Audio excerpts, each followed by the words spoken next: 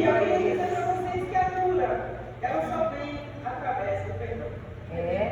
Michele, mas perdoar é tão difícil. É muito difícil. Só que existem dois caminhos para o perdão. Você decidir perdoar, sem precisar que aquela pessoa venha até você e te peça perdão. Ou você esperar passar por uma situação com essa pessoa. E aí, Deus te provar que você precisa perdoar ela. E perdoar alguém não tem a ver com você liberar a outra pessoa. Porque a outra pessoa já está livre. A outra pessoa não está nem sabendo o que você está sentindo por ela. O perdão, ele vem para te libertar dessa pessoa. Vem para te libertar do que essa pessoa fez com você. E são muitos os exemplos de pessoas na Bíblia que tiveram uma vida transformada depois de terem sido rejeitadas e depois de terem conseguido perdoar as pessoas que as rejeitaram. Uma delas é José, que todo mundo conhece. José, ele foi rejeitado, ele foi vendido, ele foi escravo, ele foi preso.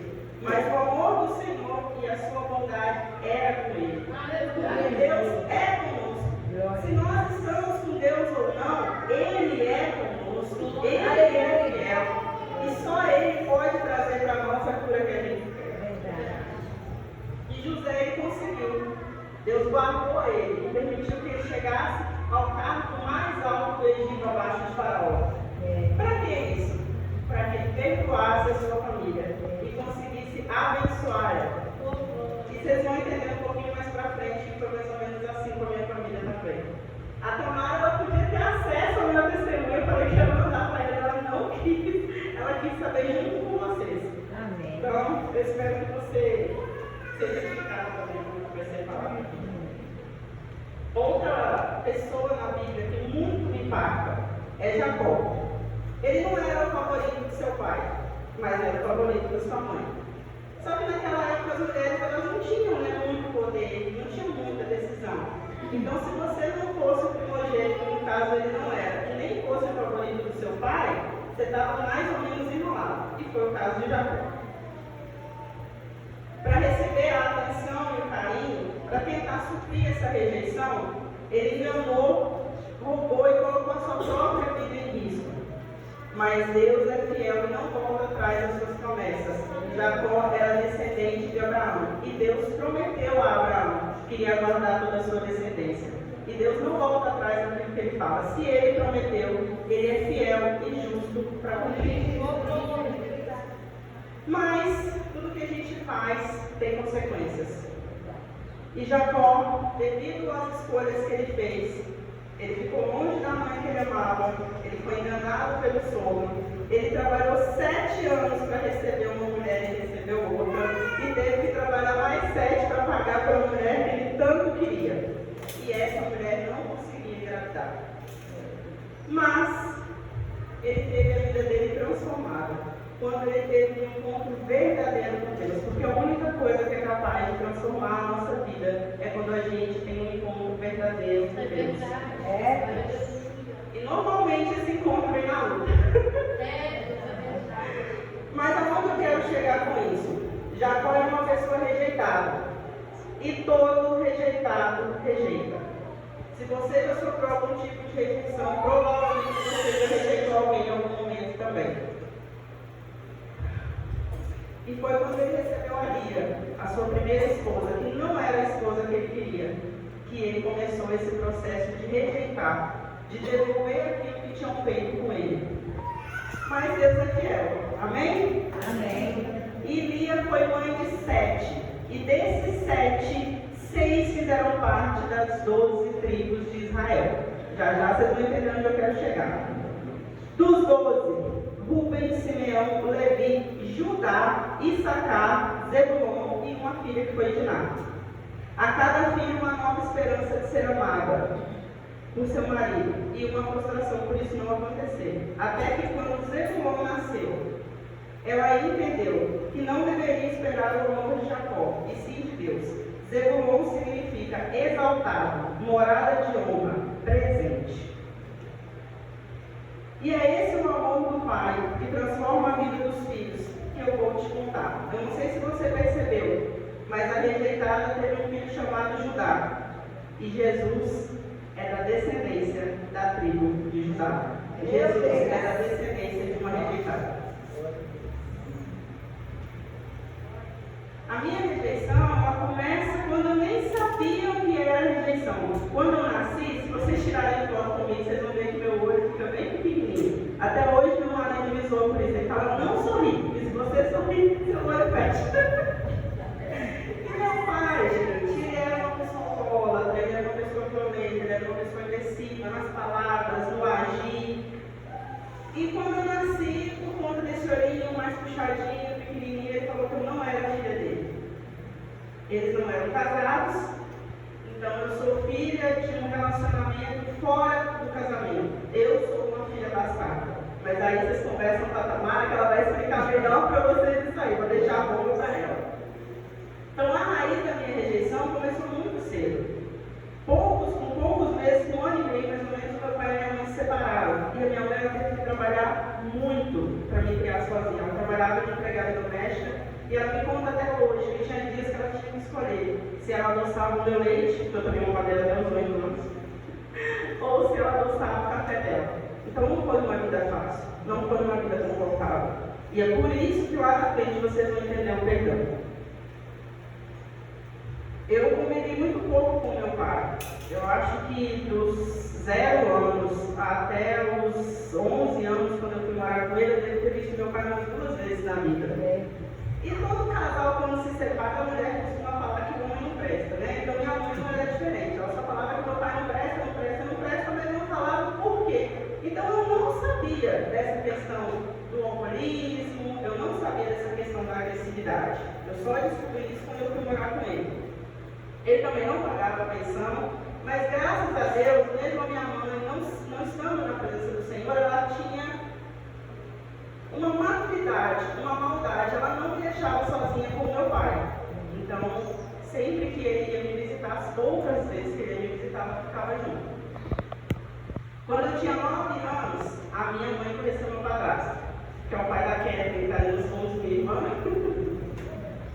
E aí a nossa vida mudou por completo, porque eu dormia junto com a minha mãe, aí eu passei a não dormir mais, aí eu passei a dormir na sala. Com todas as semanas que eles estavam juntos, eles já foram morar juntos. Com menos de 1 ano de relacionamento, a minha mãe já engravidou, com 39 anos. E a minha mãe, para quem não sabe, ela tem arritmia cardíaca. Então a gravidez dela foi de risco, ela desmaiou algumas vezes. E para uma criança ver a mãe desmaiando, você acha o quê? Morreu. Então assim, aí eu já comecei a gerar um sentimento contra aquela criança. Essa é a verdade. Eu e meu padrasto, a gente nos dávamos muito bem, porque ele não tinha filhos, então eu era como se fosse a filha dele. Mas aí quando veio a filha oficial, aí as coisas mudaram. E eu fiquei totalmente para escanteio. Com 11 anos, depois de muita briga aí entre eu, meu padrasto, minha mãe, eu pedi para minha mãe para ir morar com meu pai. Como eu não sabia, né, como é que ele era, eu falei, então vou morar com meu pai, que com certeza lá vai ser melhor. Cuidado, tá, gente? Porque às vezes vocês acham que tá ruim, pode piorar. E nesse caso piorou muito. Quando eu cheguei na casa do meu pai, eu descobri essa questão do alcoolismo e descobri uma pessoa que eu não conhecia. Essa violência nas palavras, essa violência nas atitudes, era algo que eu nunca tinha visto do meu pai. E como toda menina que não foi criada com o pai, qual é o sonho? O pai que cuida, o pai que ensina a andar de bicicleta, o pai que tem carro que ensina a dirigir, mesmo que a gente não saiba lugar. Esse também era meu sonho. Mas não foi esse pai que eu entrei lá. Mas a misericórdia do Senhor já estava comigo. E lá tinha uma graça. E se eu estou viva hoje para contar a história, é graças a ela. Que por muitas vezes trabalhou no meu lugar. Que por muitas vezes cuidou, nos sustentou, porque era só ela que trabalhava para sustentar todo mundo. Então, se um dia eu tiver a oportunidade de honrar a vida dessa mulher, eu vou honrar demais, gente. Porque se eu estou aqui, é por causa dela. E lógico, pela misericórdia do Senhor. Ela foi uma verdadeira mãe para mim. Mas eu cresci, né? Eu fui morar com meu pai com 11. E quando eu cresci, as coisas pioraram um pouco. Porque daí eu comecei a criar como.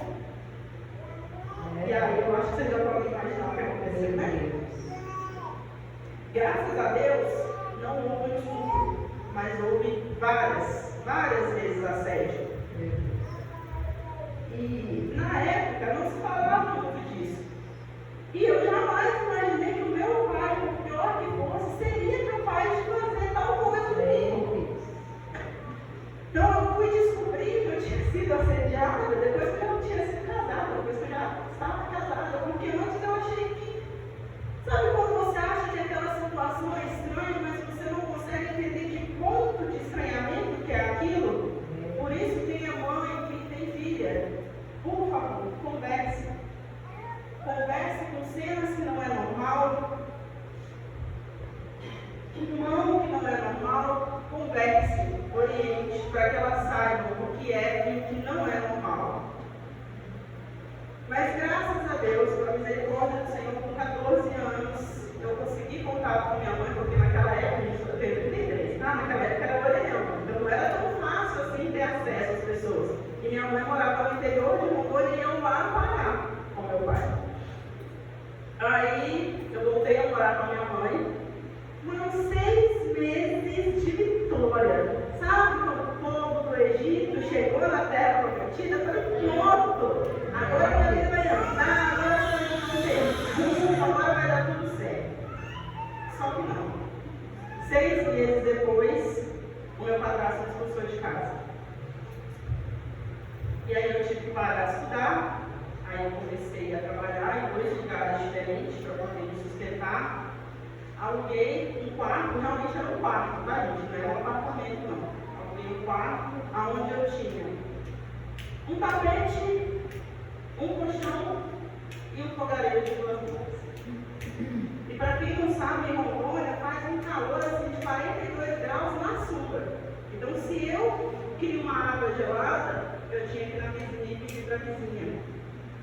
Carne, mesmo eu não tendo maturidade para isso, porque ninguém com 14 anos tem, eu tinha que pensar assim, não, peraí, eu vou comprar ovo, porque o ovo não estraga com tanta facilidade. Então, se eu for comprar uma linguiça, eu tenho que comprar o suficiente para fazer só hoje, porque se eu deixar para amanhã, ela vai estragar. Até que chegou os 16 anos. E aí eu queria falar algo para vocês, que eu queria que ficasse gravado no coração de vocês. Você não é o que fazem com você. Você é o que você escolhe com aquilo que fizeram com você. Com 16 anos, o Senhor me trouxe a memória que eu tinha uma tia, irmã da minha mãe, que morava lá em Rondônia, e que na época eu não era casada.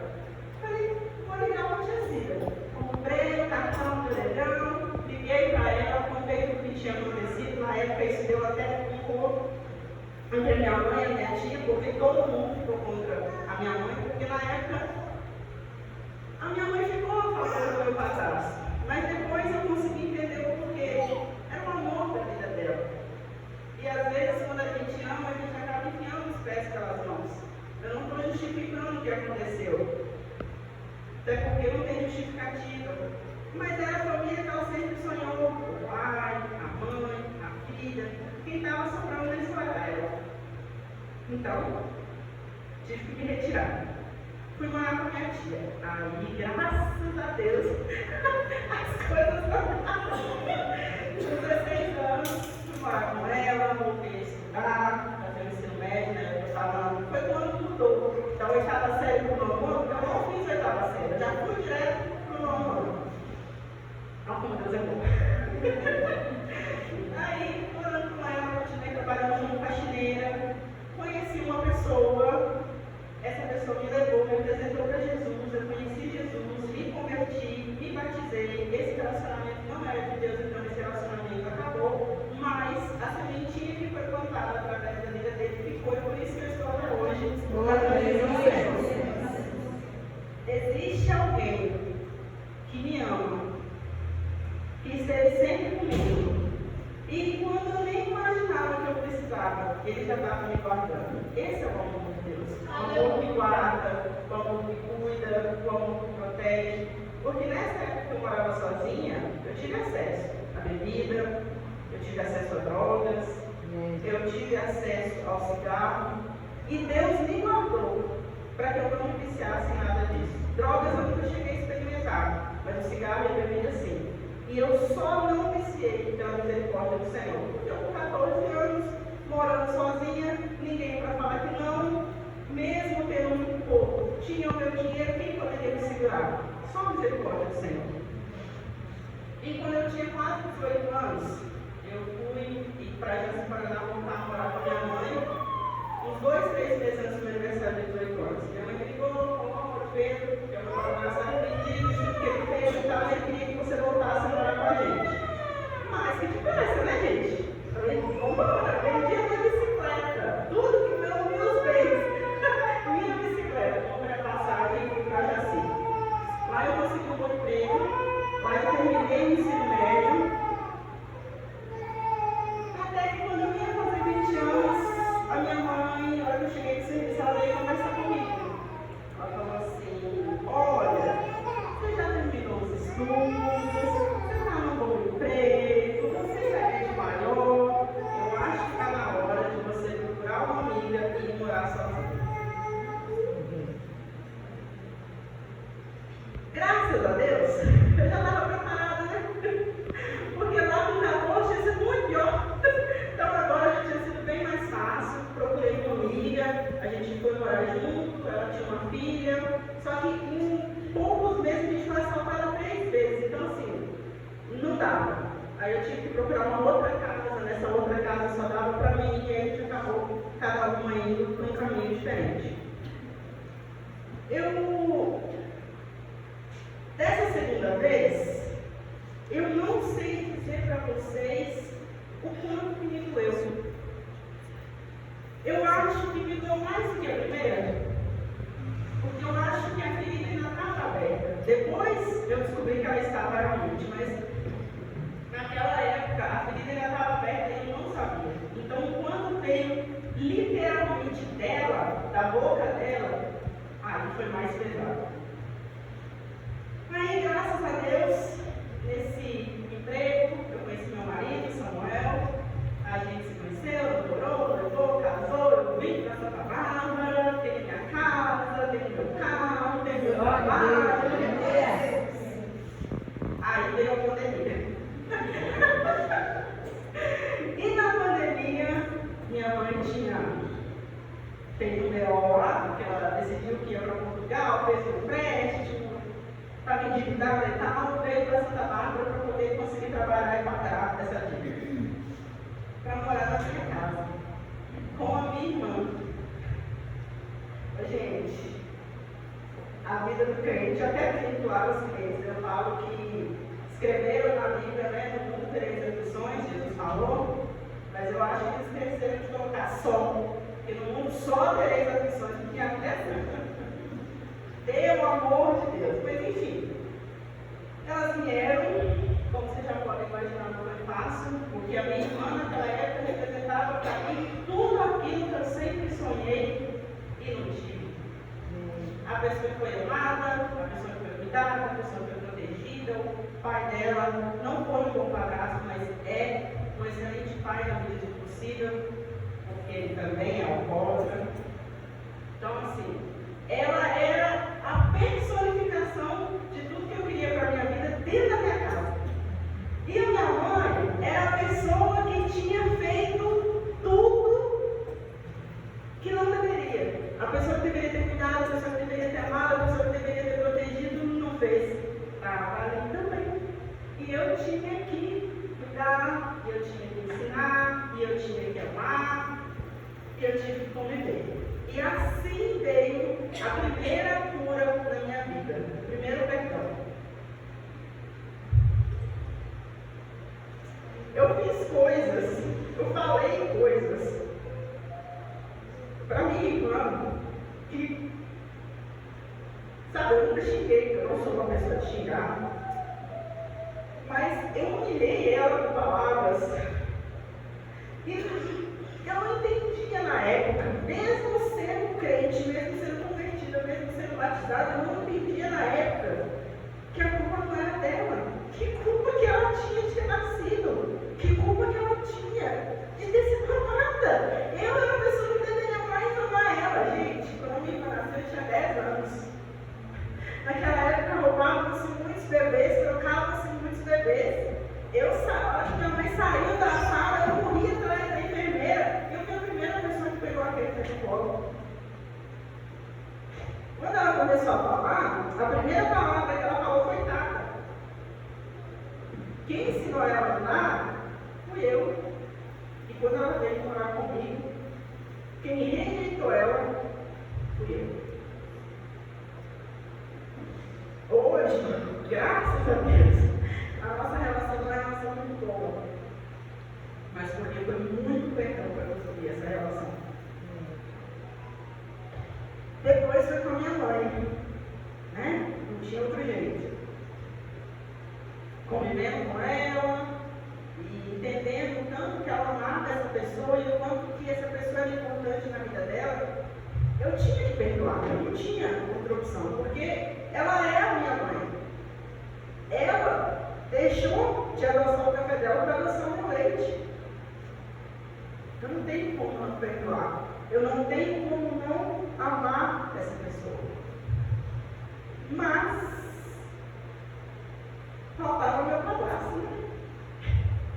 Aí os meses passaram e ele veio morar aqui.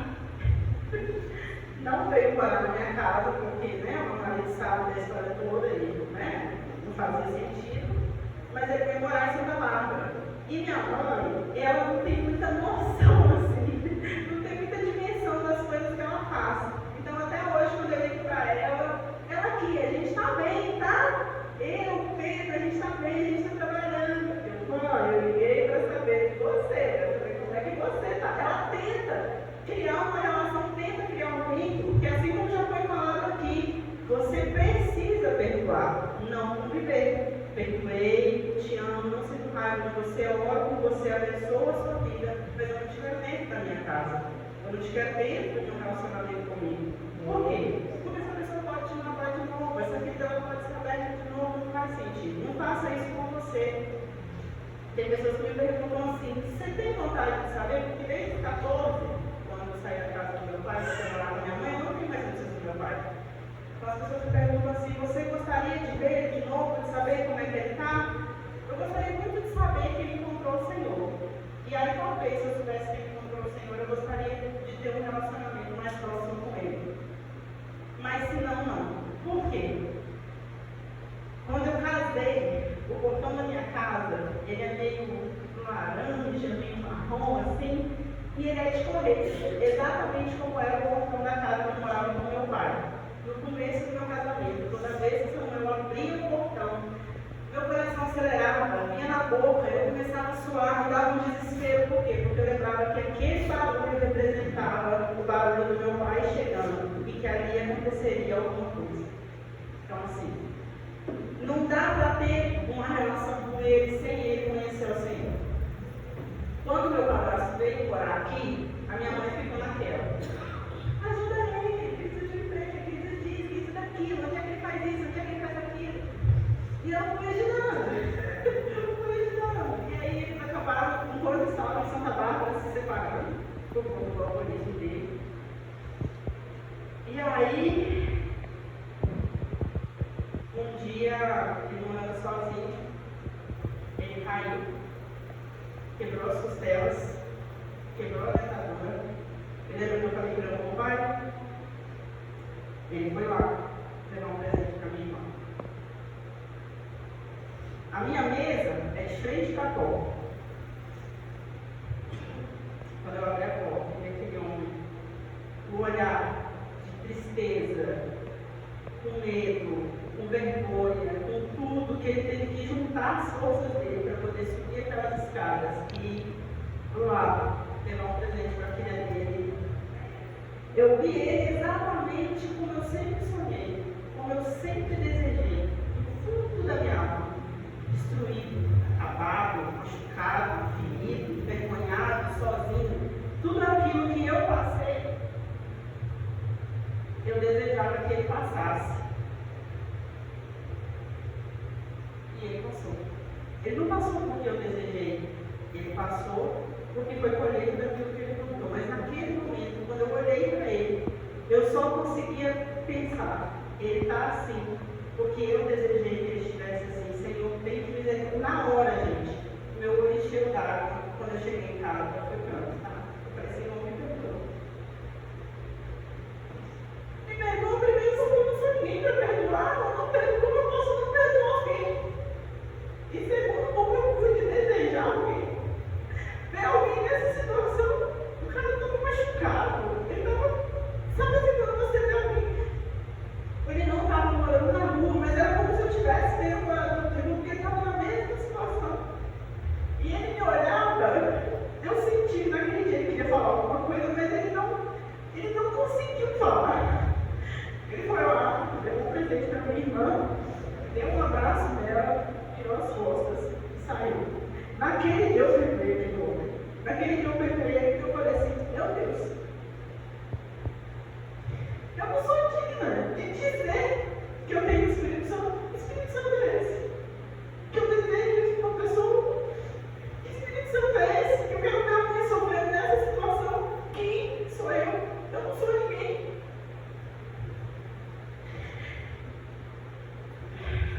Eu consegui. Eu liberei perdão sobre a vida dele. Até hoje, ele não sabe, mas eu oro pela vida dele. Porque eu gostaria muito que ele saísse do alcoolismo.